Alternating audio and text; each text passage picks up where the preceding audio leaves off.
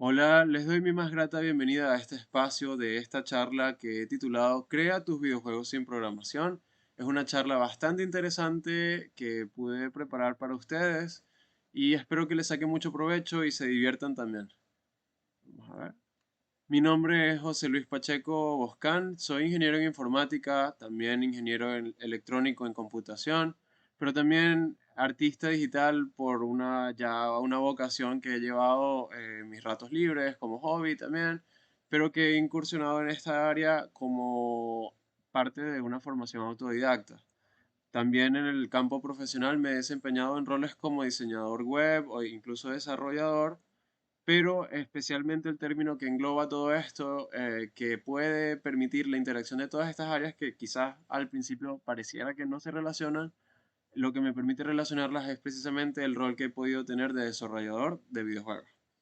Y podemos ver a continuación algunos de los proyectos que tenemos por acá, que he podido a lo largo de los años participar y desarrollar, que me han apasionado bastante, que forman parte del cuerpo de trabajo que he podido crear a lo largo de los años y que, bueno, por aquí vemos, por ejemplo, desde programación, electrónica, circuitos, arte que ha formado parte de marcas o incluso de pósters, arte que he incorporado incluso a videojuegos en los cuales he podido desarrollarlos como marcas. Vemos acá una de ellas que es Playful Chunks. Es un proyecto que he podido desarrollar en los últimos años, basado en microjuegos o minijuegos en los cuales pues experimento en todas estas disciplinas: arte, música, programación, sonido, actuación de voz, todo lo que se vea, se escucha, lo que se interactúa con el jugador, todo eso pues es como algo que me ha apasionado mucho porque he podido ver como esa transdisciplinariedad en el mundo del desarrollo de videojuegos. A la par que también he podido desarrollar sistemas físicos, como vemos aquí arriba, que es una consola de videojuegos independientes.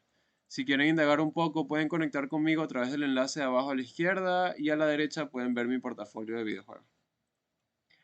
También he podido dirigir una comunidad bastante importante en el estado Lara, llamada Lara Game Jam. Es una comunidad que ha organizado una sede anual, ya van 5 años prácticamente, desde el 2019, de un evento más grande y global llamado la Global Game Jam. Y en este evento es casualmente una jam en la cual se crean juegos desde cero, personas que a veces ni siquiera se conocen y que forman parte de esta experiencia en la cual unen fuerzas para crear juegos y superar el reto, así como muchos de ustedes están haciendo. Y bueno, también hemos organizado algunos que otros eventos también durante los años, como foros últimamente que han estado bastante interesantes, lienzos compartidos de arte, como también algunos meetups virtuales por allí que tenemos en nuestro Discord. Si quieren indagar un poco, les dejo por aquí nuestras redes sociales y pueden indagar incluso en este enlace un poco sobre nuestra historia y todas las personas que han formado parte importante de nuestra trayectoria a lo largo de los años. Precisamente en esta comunidad del Game Jam es donde pudimos conocer y empezamos a compartir con ustedes la comunidad de Maracay Game Jam, que hoy, pues, evidentemente celebra este evento del Maracay Game Jam Alternative en esta edición 2023, esperando precisamente que sean muchas más y que podamos seguir compartiendo. Y bueno, ya debe estar ya en los últimos días, ya finales de poder terminar los juegos. Así que espero bueno, que todo vaya en orden, que se disfrute muchísimo estos últimos días de mucha adrenalina y que puedan terminar sus juegos y poder ponerle un buen final a este evento, así como comenzó. Y que por supuesto esta charla que les voy a dar, aunque es un poco introductoria y que quizás ya comenzaron sus juegos, espero, es algo que quizás les vaya a quedar y es como mi intención también, para que lo puedan tener luego del evento incluso como una referencia y que todo el contenido que está contemplado aquí, pues les puedan sacar todo el provecho de ahora en adelante. Y bueno, realmente ¿a quién va dirigida esta charla? Esta charla está especialmente dirigida a principiantes, aprendices en todo este tema, en este mundo del game dev o del desarrollo de videojuegos. Em, Desde artistas, músicos, escritores, diseñadores y creativos, que son otras áreas que se complementan y que están allí en el desarrollo de videojuegos, pero que no son programación, que es importante conocer de repente desde el arte cómo funciona un poco la programación, porque al formar equipos de desarrollo de videojuegos tenemos que estar en constante comunicación y la comunicación es vital a la hora de poder producir un juego en equipo. Y acá, por supuesto, no puedo dejar de lado a los aficionados, todas las personas que simplemente tienen esa curiosidad por saber qué hay detrás de la creación de un videojuego. Y programadores también, ¿por qué no? Los programadores que ya tienen experiencia pueden encontrar valor en esta charla, porque precisamente voy a estar hablando un poco de las bases de la lógica de programación y quizás de alguna u otra herramienta que le pueden sacar provecho también, algunos métodos que puedan incluso nutrir sus mismos procesos de desarrollo. Así que espero que le saquen bastante provecho. Vamos a la siguiente. Aquí está un poco de los contenidos que he considerado para esta charla. Vamos a hacer un poco pequeño esta imagen de acá de la cámara para que pueda visualizar todo, para que puedan visualizar esto. Tenemos dos bloques o dos niveles. Un primer nivel que es más teórico, en el cual voy a estarles hablando un poco de lógica de programación, un poco de contexto sobre los motores también de videojuegos, un poco de unos términos que yo he llamado los términos code, qué es el Visual Scripting, tipos de datos, estructuras de control, condicionales, eventos, cómo funciona, qué son, su importancia y también una reflexión personal aquí que he considerado como una visión al futuro. En el segundo bloque vamos a estar viendo un componente quizás un poco más práctico, pero ya de la mano de esta herramienta llamada GDevelop 5, en lo cual ustedes van a poder ver cómo la teoría se traduce en práctica. Vamos a estar conociendo de forma introductoria esta herramienta, cómo se crea un proyecto, su interfaz y bueno, algunas que otras cosas por allí también adicionales que vamos a ver cómo nos rinden los tiempos. Vamos a seguir por acá, así que sin más, espero que lo disfruten y comencemos. Hablar de introducción y contexto en una charla de precisamente de crear videojuegos sin programación nos lleva a relacionar la historia de los videojuegos con la misma historia de la programación. Y si pensamos en una fecha desde donde se crearon los primeros videojuegos, realmente es un poco complejo, aunque si ustedes buscan pueden que tengan resultados rápidos en Google, que les aparezca varias como referentes importantes dentro de la industria de desarrollo de juegos. Uno de ellos es Tennis for Two de 1958. Esta es una industria relativamente joven y este es uno de los referentes. Por eso no es que hay un solo referente, sino que hay varios. Y se podría decir que más o menos este es uno de los más importantes o de los que yo considero importantes porque fíjense que así como vemos en la imagen, esto era un videojuego que se visualizaba desde una herramienta de la electrónica que se conoce como osciloscopio. Desde allí se pueden visualizar señales eléctricas de todo tipo, y bueno, esas señales eléctricas eventualmente pasaban a convertirse en los gráficos de este videojuego, que se jugaba como un Pong o un tenis, por decirlo de alguna manera. El circuito prácticamente en el que estaba basado era un circuito analógico con componentes llamados como válvulas de vacío, transistores, relés, entre otros. Pero ¿por qué es importante? Porque precisamente así comenzaron las cosas, porque en los años luego surgieron ya estos sistemas de las consolas que, bueno, precisamente eran entornos de desarrollo para las empresas en los cuales se podía crear juegos para esas consolas. Y esto va en paralelo a la evolución y a la historia que tuvo el ordenador personal o las computadoras. Y iban muy de la mano, por supuesto, porque a medida que evolucionaba las capacidades de procesamiento y de visualización, de cómputo y gráficos, iban también mejorándose las cualidades que podían tenerse a nivel técnico desde los videojuegos.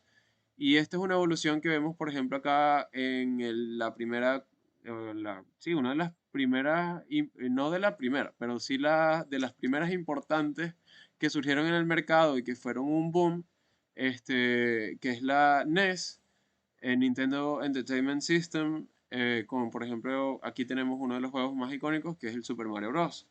Esta consola usaba un procesador que se llamaba 6502, que precisamente se programaba en un lenguaje llamado Assembler. Assembler para este procesador 6502. Con el paso de los años, pues ya se hacían juegos en lenguajes de programación. Es decir, que nada más con lenguaje de programación, y hoy en día también se hace con un solo lenguaje, por ejemplo, JavaScript, Python, C++, C, C Sharp, Java, son algunos de los que se utilizan hoy en día más que todo en el desarrollo de juegos, pero surgieron como a lo largo de los años como alternativas. Por supuesto, JavaScript acompañado de estas otras herramientas que son HTML y CSS. También Flash es icónico, es infaltable y ha sido como pieza importante también. Muchos juegos se desarrollaban en Flash y Flash creó una accesibilidad a la hora de desarrollar juegos y subirlos como plataforma. De verdad que Flash creaba un ecosistema bastante accesible para poder crear juegos sin mucho conocimiento de programación.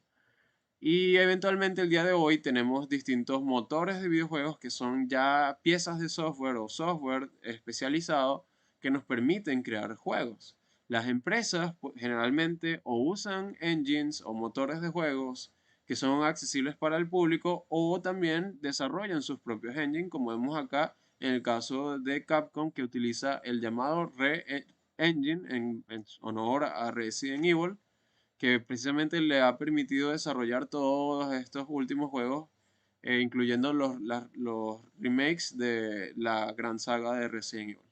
Pero especialmente vamos a ver un poco algunos otros términos antes de indagar sobre los motores de juegos y el que vamos a utilizar.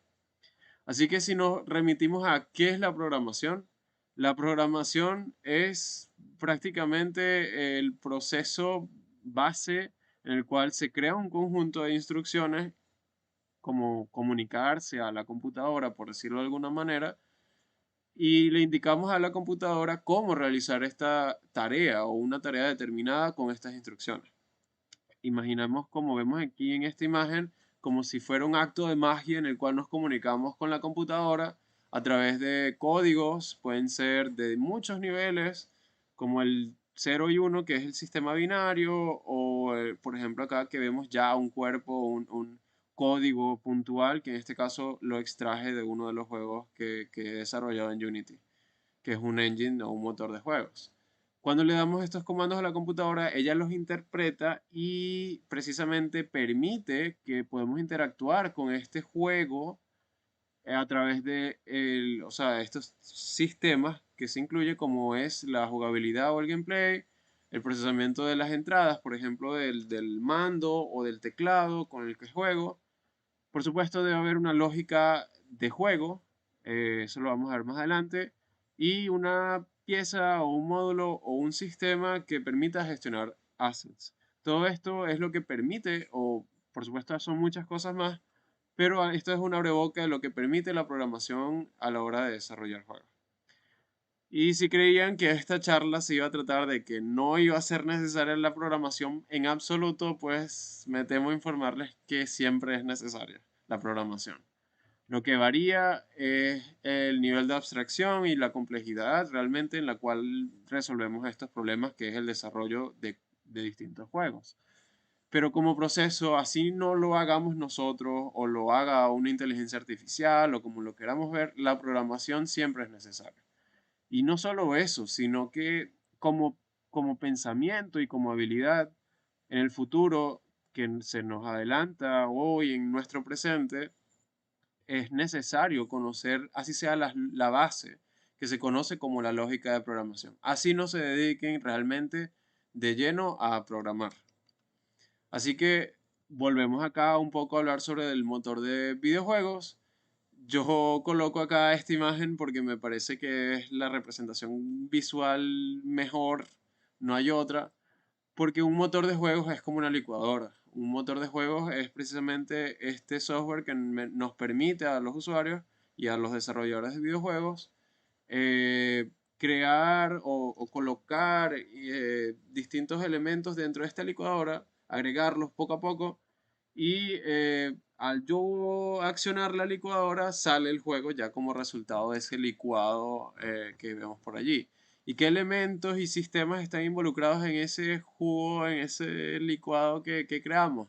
Bueno, algunos sistemas como para la gestión de controles, como les mencionaba, la gestión de personajes y la gestión de cámara, que generalmente es lo que se conoce en diseño de juegos como las 3C en inglés. El renderizado de gráficos para poder ver los gráficos que queramos, sea 2D o 3D. Algo o una pieza de lógica o un sistema que me permita también usar leyes de física como en el mundo real y detección de colisiones cuando un objeto toca a otro. Y por supuesto gestión de memoria, de sonido, inteligencia artificial que está muy sonado últimamente también, muy popular y necesario también familiarizarse con ese término. Y algunos elementos también que vemos por allí que serían también piezas importantes, es el arte, es los llamados sprites de los personajes, modelos 3D, música, sonidos, diseños gráficos, interfaz, lo que llamamos GUI, interfaz gráfica de usuario, scripts de código, texturas, materiales, shaders y muchos otros conceptos. Pero aquí en los motores de videojuegos existen muchísimas herramientas. Hoy en día las que considero yo quizás más importantes, hay muchas más que evidentemente estoy omitiendo, pero acá está una de las que he podido utilizar que me parecen más interesantes. No todas son consideradas o autodefinidas como motores de juego. Hay herramientas que simplemente son herramientas, pero a la par permiten crear juegos también. Vemos Unity, Unreal, son las más sonadas, pero también está Godot, está RPG Maker, está Game Maker Studio, está Bitsy, que es un poco más experimental, que vemos acá arriba, que es como un gato en pixel art. Está Pico 8, que también es súper experimental. Está GDevelop, que es la que vamos a ver hoy. Está Twine, está RenPy, que tanto Twine como RenPy permiten crear juegos como novelas gráficas interactivas sin programación. RenPy quizás permite algunos beneficios adicionales que Twine. Twine también se implementa prácticamente o tiene mucha flexibilidad con otros engines. Y también hay otras herramientas y tecnologías como es Construct, Lumberyard de Amazon y Scratch. Pero ahora vamos al siguiente término, o al siguiente capítulo de este primer bloque, que serían los términos code. Esto es algo que realmente yo lo llamo así, pero el término como tal que vamos a ver es el término no code, no code, en inglés no code, eh, o no programación. Es un movimiento, una filosofía digital que básicamente lo que postula es que se permita a que las personas puedan crear y gestionar sus propias aplicaciones de software, en este caso videojuegos, sin tener conocimientos algunos en absoluto de programación. O sea, no, nada, nada de programación. Como lo vemos acá, pues en la imagen el gato cierra la puerta porque no quiere programar. Y en las herramientas que vemos, las herramientas no code permiten crear y gestionar sin escribir código en absoluto. Y por eso recaen en otros recursos como los recursos visuales, las interfaces gráficas de usuario y lo que llamamos el arrastrar y soltar o el drag and drop en inglés. Ahora, el low code es otro término code que yo llamo, pero que existe como definido como low code. Es es básicamente una filosofía que lo que postula es que se pueden crear y gestionar aplicaciones de software con un poco de conocimiento, un mínimo de conocimiento en programación. Es como una caja, si la anterior era la caja negra, esta es la caja un poco gris. Los que han conocido un poco sobre pruebas de software quizás estén familiarizados con esto, pero estos colores de negro, gris y blanco, porque precisamente es como que no vemos nada si la caja es negra, vemos un poco o conocemos un poco de programación si la caja es gris, y si vemos absolutamente todo, es decir, si tenemos conocimientos de programación por completo, ya la caja es blanca.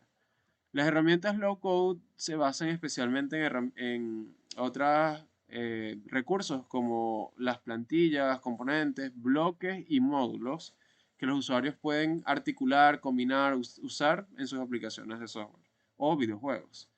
Y realmente se necesita, es mínimo la programación, es generalmente lógica de programación lo que se necesita y suelen ser un poco más personalizables y escalables que las aplicaciones que son completamente no code.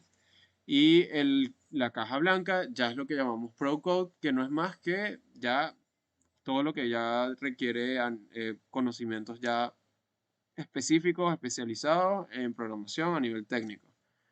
Son todos, por supuesto, recursos, hay miles, hay muchísimos lenguajes de programación, dependiendo de la plataforma, si es juegos, si es páginas web, si es frontend, si es backend, etc.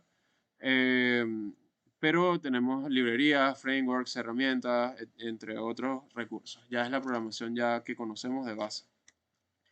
Y bueno, haciendo una síntesis acá de lo que es no code, low code y pro code, vemos que el nivel de habilidad en no code no requiere nada, low code medio y pro code ya es programación, ya requiere conocimientos como tal. Es más fácil el no code y el low code porque precisamente no requieren esa programación, pero es jerárquico. O sea, las low code generalmente tienen un grado un poco más cercano a esa programación sin llegar a ser programación. La complejidad, bueno, ahí también hablamos un poco de la escalabilidad o la flexibilidad de lo que podemos hacer con eso. Un juego que yo pueda hacer con una herramienta no code quizás esté limitada a lo que nos permite hacer la herramienta. Low code como está como en el punto medio y pro code es ya el cielo o la imaginación, es el límite realmente de lo que podemos hacer porque tenemos todas las herramientas de programación a disposición. Pero aún así las herramientas low code y no code generalmente van como hermanas, van unidas y suelen ser también muy flexibles, permiten también con mucha creatividad crear bastantes cosas interesantes. Yo las he usado inclusive habiendo tenido experiencia como programador y por supuesto permiten no solo facilidades de uso, sino rapidez a la hora de programar y de gestionar estas aplicaciones o juegos. Los usuarios objetivos pues evidentemente van acorde al nivel de habilidad requerido. Y bueno, antes de también continuar, vemos también que todo lo que llamamos no code y low code, a veces la brecha no está tan definida y las aplicaciones y los engines como motores de juegos suelen autodefinirse como no code, pero resulta que son low code o no hay como una definición clara, porque el término es como una filosofía realmente digital o un movimiento que se está generando. Por eso la brecha está un poco difusa entre hasta dónde llega uno y hasta dónde llega el otro. Entonces no se preocupen o sea, si ven que un engine es low code, pero resulta no code. Realmente es casi que similar el término. Pero vemos estas pequeñas diferencias y es importante que lo tengan en cuenta. De hecho, el low code y el no code se unen y forman parte de lo que se conoce como el concepto de LCNC, que es precisamente la unión de estas dos. Por otro lado, es importante conocer esto que se llama el visual coding o el visual scripting. Esto es prácticamente una técnica visual, como tenemos acá, que permite usar bloques o módulos de lógica y condiciones que se articulan para crear funcionalidades del juego que estemos desarrollando, sin tener que escribir código. Es decir, cómo aplicar la lógica de programación en un entorno low code o no code de una forma gráfica, visual. Permite crear juegos con rapidez, flexibilidad y mucha facilidad. Por ejemplo, estos bloques que vemos acá son algunos de los ejemplos. Los podemos ver como estos diagramas en los cuales se conectan entre sí a medida que se relacionan como tal. Y a la derecha también se puede manejar el visual scripting de otras maneras, quizás un poco es más común esta imagen de la izquierda, pero también se ve la imagen de la derecha, o se ven casos con la imagen de la derecha, que son como piezas de un rompecabezas que se unen y que forman esas sentencias lógicas, por decirlo de alguna manera. Todo esto permite crear comportamiento de un personaje, la lógica de un nivel, los efectos visuales, la interfaz, muchísimas cosas. Todo lo que tenga que ver con programación se puede crear con estas herramientas también gráficas. Unity, el engine o el motor de juegos, lo implementa de esta manera de forma nativa en las últimas ediciones de Unity. Tenemos, por ejemplo, el Visual Scripting de esta manera, como lo vemos en esta imagen. GDevelop, que es la que vamos a usar, lo tiene de esta otra manera, que es más parecida a esta otra forma que les mencionaba, que es como la de rompecabezas. Aquí se articula en las sentencias en base a condiciones y acciones. Más adelante lo vamos a ver. Y Unreal Engine y Game Maker Studio pues también implementan de alguna u otra forma este principio, este fundamento del Visual Scripting. Unreal Engine utiliza lo que se conoce como los blueprints. Game Maker Studio tiene un lenguaje visual llamado GML Visual. La lógica. Hemos hablado mucho de lógica de programación, pero si lo podemos definir, ¿qué es realmente la lógica de programación? No es más que un conjunto de reglas, principios que utilizamos para diseñar algoritmos y estructuras de programación que permitan resolver problemas de manera efectiva. Si no conocemos lo que son los algoritmos, podemos hacer la analogía perfectamente con una receta de cocina, en la cual tenemos una serie de pasos que nos permiten resolver un objetivo determinado. Desarrollar la lógica es como vemos acá esta serie de pasos en estos diagramas de flujo que tenemos acá. Por ejemplo, una receta sería, primero empiezo a leer la receta, entonces sería el inicio. Luego, primero verto agua en un bowl y así voy. Cada uno de esos son pasos. Entonces, de esa manera se genera como esos bloques, son como esas instrucciones, pero también pueden haber bloques que son las condiciones. Si ya está bien amasado lo que estoy cocinando, lo que estoy preparando, entonces ya lo pongo en el horno y de esa manera decido que como ya está listo, lo meto en el horno. Si no, continúo. Entonces, básicamente ese pensamiento quizás un poco abstracto de poder articular las cosas es lo que conocemos como lógica de programación. Esto es universal y esto es necesario desarrollarlo como habilidad indistintamente de que o sea, no nos dediquemos a la programación. Si formamos parte de equipos de desarrollo de juegos, es necesario conocerlo porque nos ayuda a pensar cómo funciona esto, pues, como aplicaciones de software y cómo podemos incluso ser más productivos y trabajar en equipos. Ejemplos básicos que me gusta mucho hacer al nivel de lógica de videojuegos. Imaginemos este videojuego bueno, este caso es nuevo, no ha salido, no sé si para la fecha vaya a salir, en el cual las personas vean este video en el futuro, pero es el videojuego de Super Mario Wonder, en el cual vemos que si, un ejemplo, si el jugador presiona la tecla de la derecha del control de juegos, el personaje camina hacia la derecha. Es decir, si yo pulso la tecla, el personaje camina. Si no la pulso, pues no debería caminar. Es como la lógica que tenemos allí, pero también funcionaría con el salto. En este caso, si yo le doy la flecha de arriba, el personaje salta.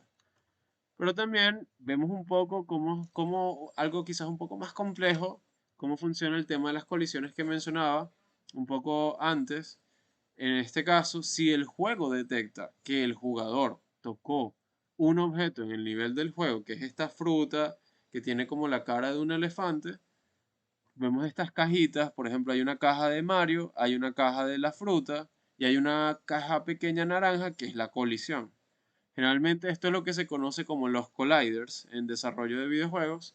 Estas cajas no las vemos, son invisibles para el jugador, pero nos permiten entender que cuando esta caja que tiene Mario, que se mueve con Mario, y la caja que tiene la fruta chocan, es porque la tocó. ¿Y por qué es importante eso? Porque cuando detecta el juego que hubo esa colisión, el personaje debe obtener el poder asociado. Esa es la respuesta a esta condición que se está creando ahí. En resumen, vemos acá que los condicionales de eventos son bastante importantes en esta lógica de programación. Aquí lo tenemos agrupado y precisamente especifico aquí arriba causa, efecto. Es lo mismo que condición y acción en este ámbito, en este contexto. Una condición y una acción se pueden agrupar y forman parte de lo que se conoce como un evento. O sea, el evento es la condición y la acción. De esta manera, me gustaría que lo empecemos como a ir asociando, porque es como trabaja de hecho muchos engines como GDevelop. Fíjense que en estas dos de moverse y saltar son acciones que la responsabilidad la lleva el jugador. Pero en esta otra que es la del el power up del elefante, de la fruta del elefante, es algo que nosotros, o sea, como jugadores, nos movemos. Es lo que podemos controlar.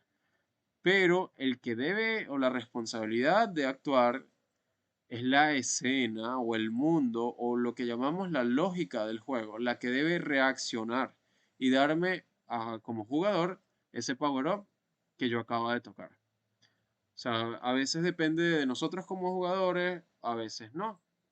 Y eso es lo que mencionaba al principio como la lógica del videojuego. Pero en este caso, en la responsabilidad, vamos a llamarla como que forma parte de la escena o el mundo del juego. Un condicional es esto que acabamos de ver. Si pulsa la tecla. En este caso, este si en inglés es lo que se conoce o se llama como if. Esto es ya programación, o sea, evidentemente es una estructura que ya los que han programado quizás ya la conozcan, pero no es más otra cosa que un condicional. Es una estructura de control porque nos permite como guiar cómo se ejecuta el programa, en este caso el juego, y se utiliza para verificar si se cumple esta causa o condición. Y si no se cumple, pues si se cumple o no se cumple, hacer una acción o no hacerla respectivamente. Esta acción es lo que se conoce también como el DEN en algunos lenguajes de programación. Y un evento, ya como les comentaba, era o es la combinación entre una condición y una acción. Ahora bien, ya en programación, esto es lo que conocemos acá, o lo que vemos, es lo que tenemos en pantalla, es lo que conocemos como pseudocódigo. Y es básicamente esto mismo que acabamos de ver con los ejemplos con los GIFs en movimiento. Si hay una condición y se cumple esa condición, entonces se ejecuta la acción 1. Si no se cumple la acción 1, yo puedo decirle con esta otra sentencia que es el else, que es en español el si no, se cumple la acción 2. Y si lo queremos poner un poco más complejo, también se pueden anidar estos condicionales como si se cumple la condición 1, entonces luego yo evalúo si se cumple la condición 2 para luego ejecutar la acción 1. Es decir, la acción 1 se ejecuta si y solo si la condición 1 y la condición 2 se cumplen. Ahora bien, la acción 2 se ejecuta si la condición 1 se cumple, pero la condición 2 no, porque ya estaría en este otro else. Y si no se cumple la condición 1 y no se cumple la condición 2, entonces nos vamos para acá a este else. O sea, cada if tiene su else. Este es con este y este con este. El de arriba con el de abajo y los dos del centro. Ahora bien, existen muchos tipos de datos. Porque datos, primero definamos lo que es un dato. Un dato es la representación simbólica, es un valor, por ejemplo, como que yo les diga 33. Un dato es un dato. Yo no sé qué es ese 33. Puede ser una edad, puede ser un día del mes, puede ser cualquier cosa. Pero precisamente cuando le atribuimos o le damos un significado, con un contexto pasa a ser información. Ahora bien, los juegos tienen distintos tipos de datos. Estamos hablando de que hay generalmente los más comunes o más populares a nivel de la lógica de programación básica son los enteros, los flotantes, las cadenas y los booleanos. Enteros son números, por ejemplo, se pueden usar para llevar la puntuación o la vida de un jugador. Flotantes son ya decimales, por decirlo de alguna manera, son los que se pueden ver como para posiciones, velocidades, gravedad inclusive. Cadenas son lo que llamamos en programación como strings, son cadenas de caracteres, como hola, mundo. Caracteres son ya las letras en estos casos y se pueden usar para los diálogos. Si tenemos como un RPG o cualquier juego que tenga así diálogos ahí, esos diálogos deben ser escritos y evidentemente se almacenan como un dato de tipo de cadena o string. Y los nombres de los personajes también es otro ejemplo. Por otro lado, es muy importante también para lo que vamos a ver el tipo de dato booleano. El booleano se conoce como una variable que puede tener quizás nada, o sea, nada más puede llegar a tener dos valores, el verdadero o el falso, el true o el false en inglés.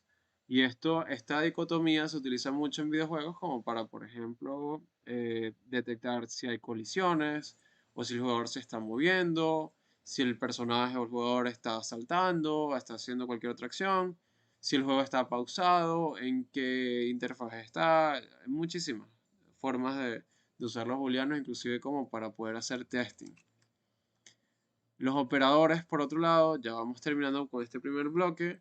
Los operadores serían ya prácticamente lo que nos permite relacionar y crear, en este caso, eh, valores y relacionarlos, como pueden ser estos datos que vimos por acá. Por ejemplo, yo puedo tener operadores matemáticos, lógicos y relacionales. Matemáticos también se les conoce como aritméticos en este caso, y puede ser, por ejemplo, que yo sume dos enteros, como vemos acá, que yo pueda preguntar en una condición si 3 es mayor que una variable, o si la variable es menor que 3, o si una variable es true, por ejemplo, si el personaje está saltando y su vida es mayor a 50, como 50%, por decirlo de alguna manera, suponiendo, yo hago una acción. Es decir, ahí en el operador lógico de AND o de las I que vemos aquí abajo, se utiliza para evaluar si se cumplen las dos condiciones en simultáneo. El OR si se cumple al menos una de ellas. Y el NOT si se cumple lo contrario. Es decir, si yo antepongo este operador que sería el signo de exclamación, sería prácticamente como decir, en el caso del salto, si no estoy saltando. Entonces es bueno conocer estos operadores porque los podemos usar también con estos motores de juegos, incluso low code o no code. Las variables y las constantes son conceptos súper importantes también que hemos mencionado. La mejor manera de entender esto es como cajas. Una variable puede verse como una caja que almacena un dato, un valor, en este caso Bob como nombre, true como booleano, 35 como entero. Estas primeras tres cajas, si las ven, son cajas que están abiertas. Es decir, yo puedo sacar el valor de Bob y meter el valor de José. Entonces aquí es como reemplazable, precisamente porque la caja está abierta. Eso es lo que distingue a una variable, por eso varía.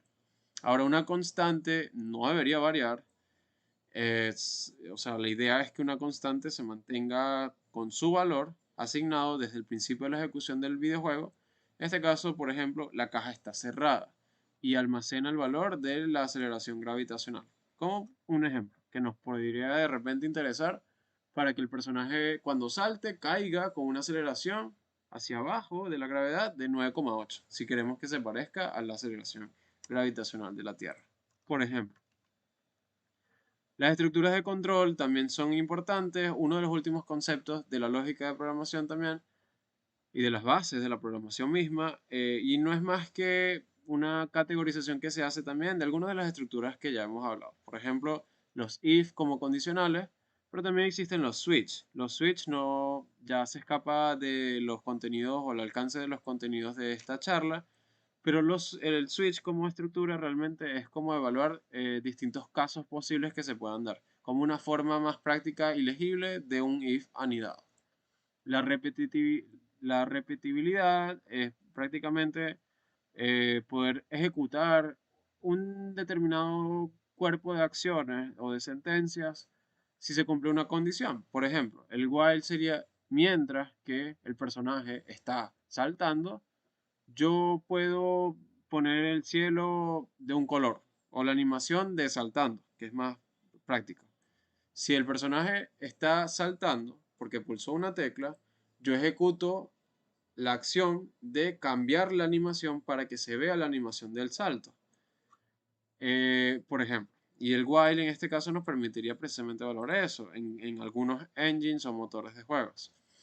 El do while ejecuta primero y luego pregunta y evalúa la condición. Es decir, se cumple primero o asume que se cumple o la ejecuta como primera vez y luego evalúa la condición para una segunda iteración.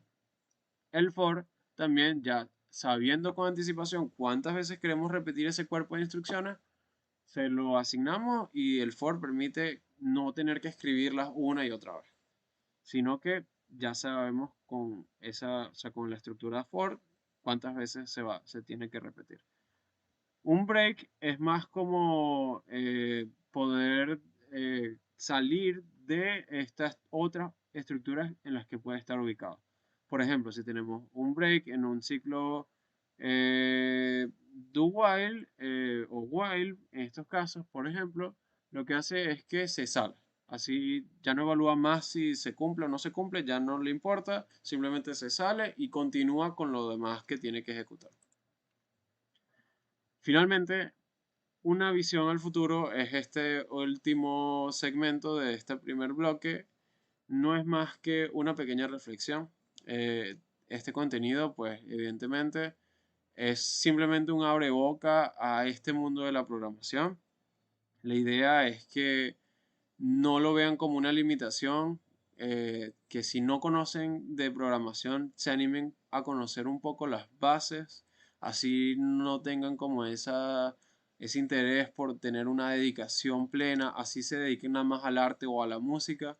Es bueno conocer estas herramientas también, por lo que ya les he mencionado. Y por supuesto, es también un juego de tener suficiente creatividad a la hora de seleccionar herramientas. De repente, cuando ustedes quieren hacer un juego determinado y es en muy poco tiempo, como en una jam, les conviene usar herramientas low code o no code, o un equipo que nada más son de artistas o músicos y no saben nada de programación. Entonces es bueno como poder conocer esto porque les permite tener una herramienta más o distintas herramientas también a la mano para poder decidir qué tipo de juego quieren usar con suficiente creatividad. Pues evidentemente cualquier limitación se puede sobreponer. Eso depende mucho del alcance que se fijen, el tipo de juego que quieran hacer, qué es lo que coloco allí como la forma. Por supuesto, hoy en día tenemos esto de la inteligencia artificial y cómo comprender las bases. Sigue siendo algo evidentemente necesario. GDevelop, de hecho, implementa un botón en el cual ustedes pueden darle clic y ya crea el juego solo y ya no hace nada. Es como que cierro la computadora, se acabó todo. Pero ellos no lo hacen con la intención. Ellos no desarrollaron esa herramienta de inteligencia artificial con la intención de que se juegue o que se hagan juegos de esa manera, sino de poder proveer de eso como una herramienta para poder agilizar el proceso de desarrollo. De nada sirve que yo le diga con un prompt o con una descripción lo que yo quiero a la inteligencia artificial y me produce como el juego, pero no puedo editarlo porque no entiendo qué fue lo que hizo como desarrollador. Entonces, precisamente eso es lo que tenemos que seguir fomentando como desarrolladores, la comprensión de qué es lo que está pasando allí, así las herramientas nos permiten poder hacer las cosas de una manera más práctica. Y evidentemente siempre buscando la ética y el respeto al contenido de la propiedad intelectual de todo esto que utilice esta tecnología de la inteligencia artificial. La demanda global de formación básica en programación es necesaria. Por allí creo que lo afirmaba Mark Zuckerberg de Facebook, que todo el mundo debería saber programar en el futuro porque nos adentramos a un futuro fuertemente dependiente a la tecnología para mejorar nuestras calidades de vida. Y bueno, sí es algo indispensable conocerlo, así sea lo básico. Y mi invitación es a que con este contenido no se queden nada más hasta allí, sino que se atrevan a investigar, a experimentar, a fallar o como yo le digo también, aprender constantemente. Que puedan tener esa curiosidad por descubrir por su cuenta cómo funciona. Busquen en Google, busquen en YouTube también. Muchísimos recursos gratuitos están a disposición con el Internet. Y si tienen esa curiosidad, definitivamente es como lo que es necesario siempre, indistintamente del seniority o, o como el nivel de experiencia que puedan tener en esta industria del desarrollo de videojuegos. Así que les dejo eso por allí y espero que también puedan indagar un poco más hacia allá. GDevelop. Vamos con el segundo bloque. GDevelop es una herramienta de las que les mencionaba, NCLC, No Code, Low Code. Ellos se definen como No Code. Sin embargo, ya lo práctico, uno puede usar GDevelop y tiene esa flexibilidad porque uno puede declarar variables, puede declarar constantes, puedes también tener distintos tipos de datos comunes en lenguajes de programación. Puedes incluso agregarle segmentos de código dentro de esa programación visual y permite hacer muchísimas cosas. Allí vemos condicionales, acciones, eventos, como algo que los engloba a estos dos conceptos. Y también permite usar estructuras de control, como algunas de las que vimos, como el if, el for también, algunos ciclos for, el while también. Los operadores también, muchos operadores, especialmente los de negación, los aritméticos, los lógicos, especialmente los para los datos booleanos. Y bueno, es gratuito, es open source y se puede descargar o usar desde su editor desde la web, desde el enlace que les dejo aquí abajo. Bueno, ahorita sí, para crear un juego, espero que lo puedan también descargar o ya abrir y si les pide crearse una cuenta, pues puedan crearse la cuenta para que puedan tener sus juegos y se pueda guardar en la nube desde también la plataforma de GDevelop. Eh, y para poderlo crear, pues vamos a ver allí, esto igual lo vamos a ver ya en vivo con la herramienta, pero allí vamos a ver como este prompt o esta ventana en la cual ustedes pueden colocar el nombre del proyecto, incluso como lo que les mencionaba de la inteligencia artificial. En este caso, como ejemplo, les dije, quiero que hagas un juego similar a Mario Bros, plataformas 2D, en el cual saltes y tengas enemigos y puntaje. Y listo, y él creó todo eso. Pero entonces, claro, él crea como una programación visual que si uno no le entiende, pues no podemos hacer nada con ese juego. De nada sirve poder tener ese resultado de la inteligencia artificial como les mencionaba. Y así que eso no lo vamos a usar en la parte siguiente. Ahora sí, nos vamos al editor. Voy a hacer una pausa y nos vemos en el editor. Una vez hayan instalado el programa dentro de su computadora o incluso acceder a ello desde el navegador web como les mencionaba, ustedes van a ver una interfaz como esta que estamos viendo. Realmente la van a ver de esta manera como la tenemos en pantalla actualmente. Pero a la izquierda tienen distintas pestañas que sería buenísimo que puedan revisar luego de la charla porque están bastante interesantes. GDevelop tiene como un apartado también, como un Asset Store de distintos elementos gráficos, especialmente que ustedes pueden comprar para sus videojuegos si lo desean. Y también tiene este recurso valiosísimo que es como para un apartado de enseñanza que el mismo GDevelop prepara. Tiene su documentación, tours guiados, ejemplos prácticos, incluso una forma de interactuar con la comunidad y distintos como lecciones guiadas de forma interactiva para aprender a crear distintos tipos de juegos en base a su género. Entonces, bueno, para que lo puedan revisar, la documentación es valiosísimo al momento de tener una duda y buscar aclararla. Si nos revertimos por acá, en esta opción de Build es donde vamos a poder crear nuestro proyecto desde este botón, es la que nos interesa. Aquí podemos elegir la resolución. En este momento, pues voy a elegir simplemente esta que tenemos ya seleccionada, que es la HD 1280 por 720 píxeles. Y voy a llamar el proyecto Super Mario. A ver. Super Mario Charla. Porque vamos a hacer precisamente como un clon de Super Mario. Eh, Esto de acá lo vamos a omitir, lo de la inteligencia artificial, y vamos a almacenarlo en el proyecto en la computadora. Lo podemos hacer también en la nube si iniciamos sesión. Y esto lo voy a desactivar porque no nos interesa realmente lo de la autenticación, pero lo de pixel art, que es optimizar el juego para pixel art, sí nos interesa porque vamos a usar pixel art.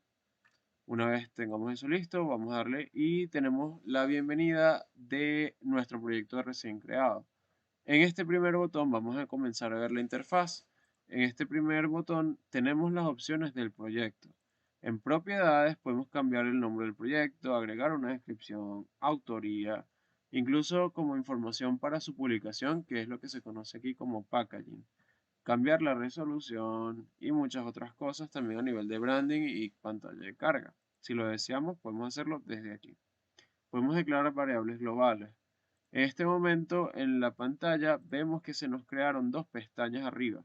Podemos revertir donde estábamos, irnos para acá donde estábamos al principio, o quedarnos acá, que es como estas dos pestañas que se nos crearon con el proyecto. Una pestaña se llama Untitled Scene y la otra Untitled Scene Events. Eso significa que es la misma, pero una es para los eventos que les corresponde a esta. Es decir, aquí es donde vamos a hacer la programación visual que mencionamos y acá es donde vamos a hacer el arrastrar y soltar y agregar todos los elementos, el personaje, el mundo. Esto es como un canvas que podemos agregar todo lo que queramos allí en nuestro nivel.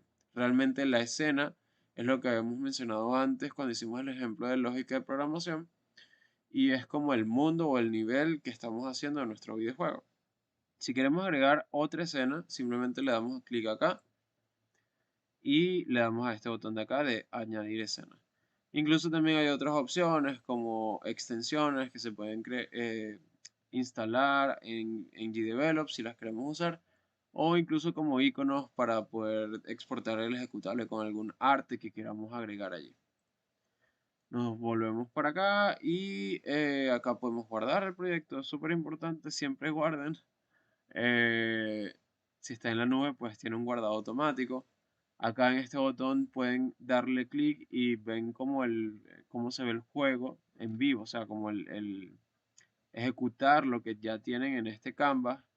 Pueden publicar desde acá, que es lo mismo que exportar en este ámbito. Voy a mover esto por acá. Y acá tenemos una serie de distintos elementos también en la parte superior derecha.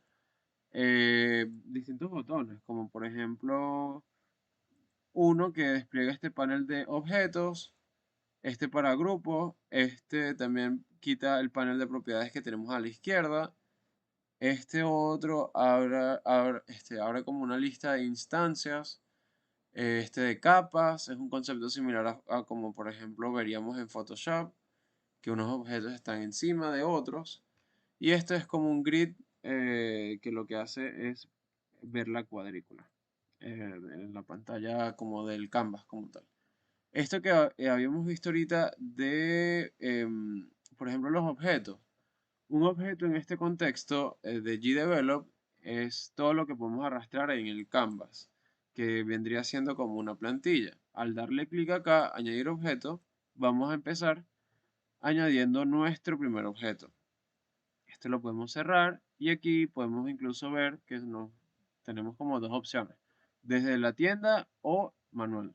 Vamos a usarlo manual, no vamos a usar nada prediseñado, simplemente ya los sprites, si es lo único que vamos a usar ya previamente creado, porque es Mario Bros. Precisamente de acá tenemos como una lista de tipos de objetos que vamos a crear. Tenemos una lista inmensa. Lo mejor es que puedan consultar en la documentación qué significa cada uno. Está bastante práctica.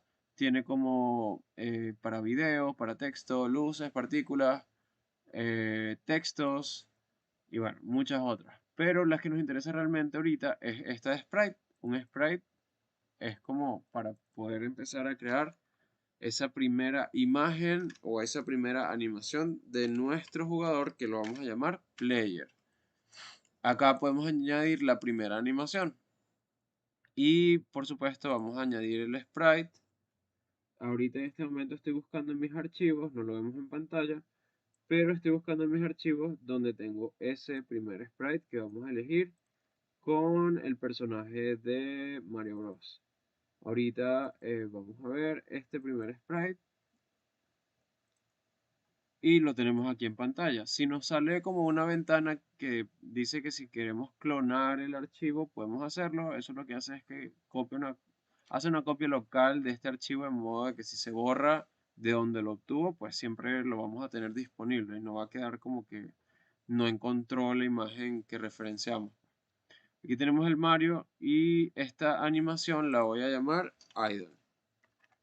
¿Qué es una animación en este ámbito? En este ámbito, una animación es simplemente una colección de frames, en este caso, o cuadros. En este caso tenemos al Mario estático que no hace absolutamente nada.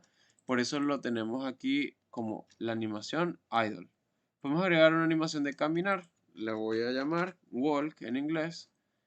Y voy a añadir también el sprite. Puedo seleccionar varias imágenes a la vez. Y vamos a verlas acá de una vez. En mi computadora elegí las cuatro y aquí está. Vamos a añadir también, bueno, de momento yo creo que podemos manejarlo de esa manera, por ahora. Y aquí está Player, a ver.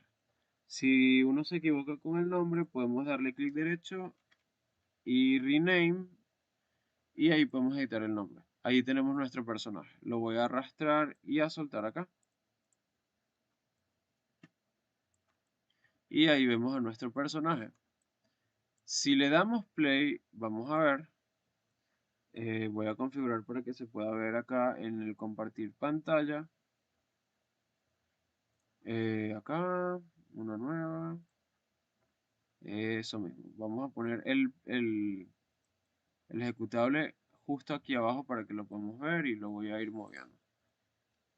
No hace absolutamente nada porque simplemente arrastramos ahorita en nuestro ejecutable el juego y no hace nada. Yo puedo presionar todas las teclas y no va a hacer nada porque no hemos programado absolutamente nada. ¿Qué es lo primero que vamos a hacer? Vamos a agregar un piso.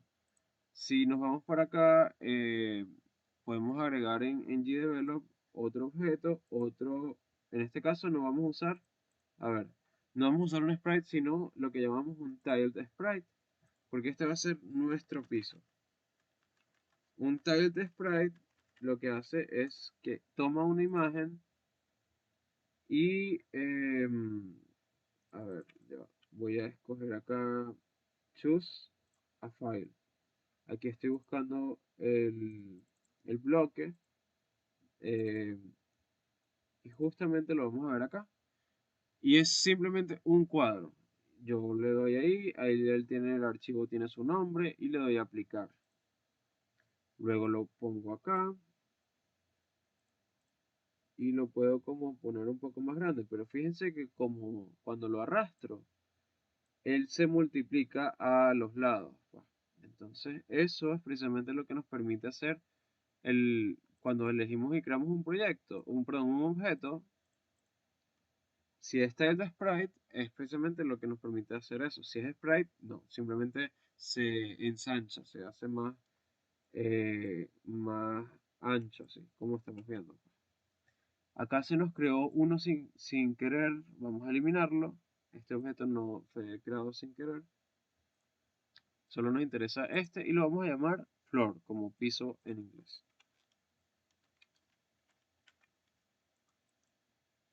Ajá, ahora, muy importante, el objeto no va a hacer nada, ni el player ni el floor. No van a hacer nada porque no tienen nada. Vamos a empezarle a crear un comportamiento. ¿Cómo lo hacemos? Desde dándole clic al objeto, nos vamos a la pestaña de Behavior y le damos a Add Behavior. Como este es Mario, Mario es un personaje y le damos a este que se llama Platformer Object. Le damos Apply para aplicar los cambios y en Floor hacemos lo mismo, pero en vez de Platformer Character vamos a darle a Platform. Y listo. Ahora si le damos Update, vemos en vivo, a ver, eso es una publicidad que nos da. Y podemos probar con las flechas, a ver, se mueve. O lo reinicio, vamos a ver, previo otra vez. Se mueve, se mueve. Ahí está. Se está moviendo nuestro Mario. ¿Con qué? Con las flechas del teclado, derecha, izquierda y salta también con la barra espaciadora. Eso es porque le añadimos ese behavior o ese comportamiento de que es, o que le indicamos de que es un objeto plataforma o como lo llaman acá, ya, como lo llaman acá, platformer character. Entonces, borramos este, que esto nada más fue para ejemplificar. Y de esa manera, pues ya vamos teniendo como eso, pues. El floor tiene behavior también como plataforma y lo que hace es que Mario no se caiga hacia abajo. Pues si se lo quitamos, Mario probablemente se cae al infinito hacia abajo. En la parte de la derecha podemos comenzar a agregar los eventos. Podemos comenzar, por ejemplo, a ver, ya tenemos en este objeto de player de Mario, podemos comenzar a hacerlo mover. Y de esa manera, pues, tenemos dos animaciones. Una para cuando está estático y una para cuando camina. Para cuando camina, podemos ver la animación, pero se detiene.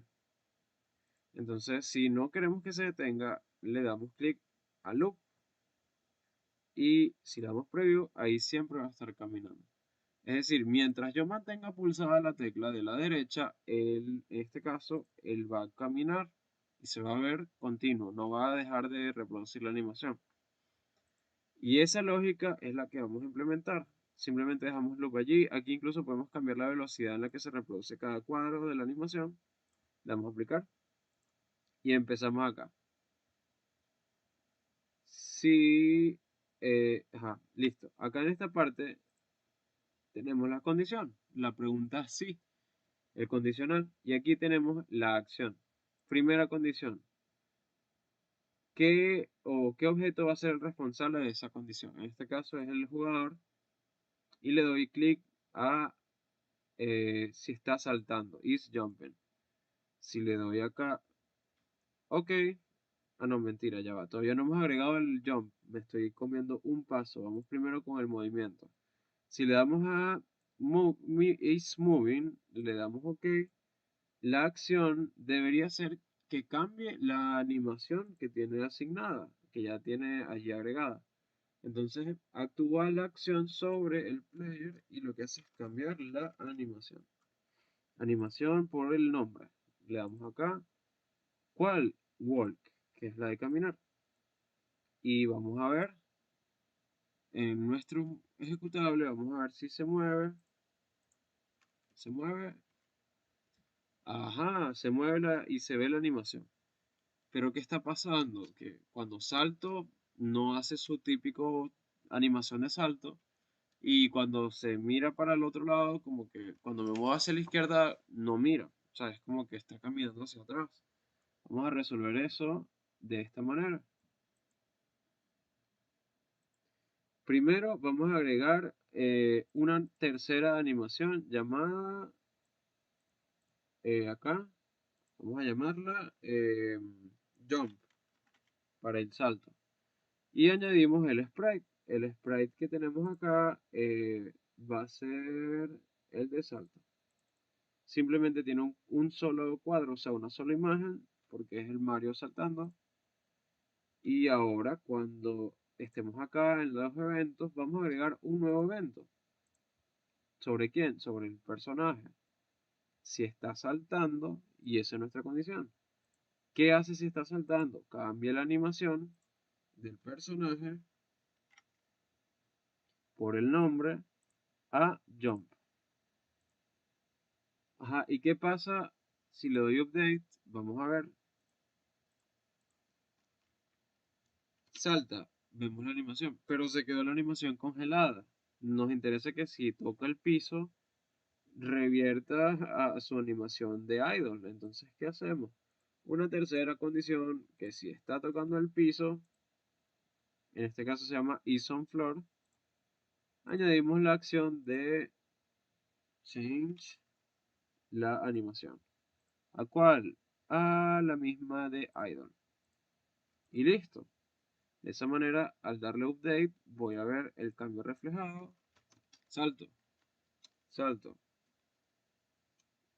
Ajá, pero ¿qué está pasando? Que no camina. Entonces vamos a ver por acá cómo podemos resolver eso. Podemos primero empezar por partes. Vamos con, en este caso, lo de el flip. En este caso, el flip se llama a voltear la animación de forma que cuando yo le dé play, acá por ejemplo, al juego y camine hacia atrás, se mueva hacia atrás realmente. Entonces, vamos a resolver primero eso y luego vamos con la animación de caminar otra vez a como estaba. Lo primero que debería hacer con eso es que si la condición, o sea, la tecla de la izquierda es presionada, y eso lo vemos acá, un nuevo evento, la key, en este caso buscamos key pressed left, buscamos acá, es la tecla de la izquierda, y la acción es que el player hace un flip de object horizontalmente, o sea, de forma que lo veamos así. Y le damos sí para que active que sí tiene que cambiar. Listo, eso lo vamos a poner arriba. Podemos cambiar incluso como el orden de esto, si lo queremos, lo arrastramos, lo soltamos. Y acá podemos hacer es eh, lo mismo, pero en vez, incluso podemos como, en vez de escribir todo otra vez, podemos darle copiar y pegar. Si la tecla de la izquierda no está presionada, cambiamos y revertimos. De esa manera deberíamos poder ver el pequeño cambio. A ver, si le doy update, vamos a ver. Ah, ya va, como que no me hizo el cambio.